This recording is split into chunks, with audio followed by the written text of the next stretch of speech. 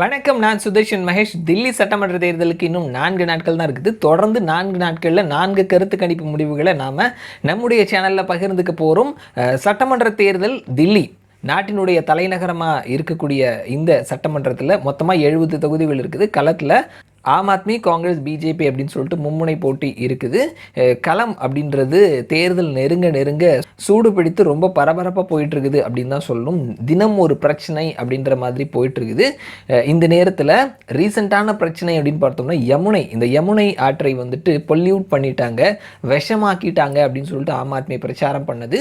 ஆம் ஆத்மியினுடைய கவர்மெண்ட் கொடுத்த ஜல் சக்தி போர்டு அவர்கள் வெளியிட்ட அந்த லிஸ்ட்லேயே வந்துட்டு யமுனை நேற்று இன்னைக்கு கிடையாது, அது ரொம்ப நாளாகவே இப்படி தான் இருக்குது அப்படின்னு சொல்லிட்டு கவுண்டர் பாஜக தரப்புலேருந்து வைத்தது அப்படின்னு சொல்லிட்டு பல பிரச்சனைகள் தினம் ஒரு பிரச்சனைகளாக மாறி வந்துட்டே இருக்குது. ஸோ இந்த நேரத்தில் லேட்டஸ்டான தேர்தல் நெருங்க நெருங்க வந்துட்டு இருக்கக்கூடிய லேட்டஸ்டான ட்ரெண்டிங் எப்படி இருக்குது அப்படின்றத தெரிஞ்சுக்கலாம். பாலோட்டி சட்டா பஜார் அவர்களினுடைய 2வது கருத்து கணிப்பு முடிவை வெளியிட்டிருக்கிறாங்க. மொத்தமாக இருக்கக்கூடிய 70 தொகுதியில் 36+ தொகுதிகளை கைப்பற்றுபவர்கள் ஆட்சி பிடிப்பார்கள். ஸோ இவர்களினுடைய தேர்தலுக்கு முந்தைய கருத்து கணிப்பு முடிவுகள் படி யாருக்கான வாய்ப்பு இருக்குது அப்படின்றத தெரிஞ்சுக்கலாம்.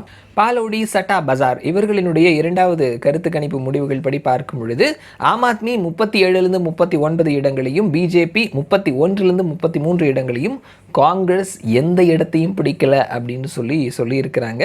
ஸோ இவர்களினுடைய முந்தைய கருத்து கணிப்பில் வந்துட்டு பிஜேபிக்கு 29 31 அப்படின்னு சொல்லி கொடுத்துருந்தாங்க. இந்த முறை 2 சீட் அதிகமாக கொடுத்துருக்குறாங்க. ஸோ சட்டா பஜார் இவர்களினுடைய கருத்து கணிப்பு முடிவுகள் படி பார்க்கும் பொழுது அங்கே ஆம் ஆத்மி தனிப்பெரும்பான்மையோட ஆட்சி அமைக்கிறதுக்கான வாய்ப்புகள் இருக்குதுன்னு சொல்லியிருக்கிறாங்க.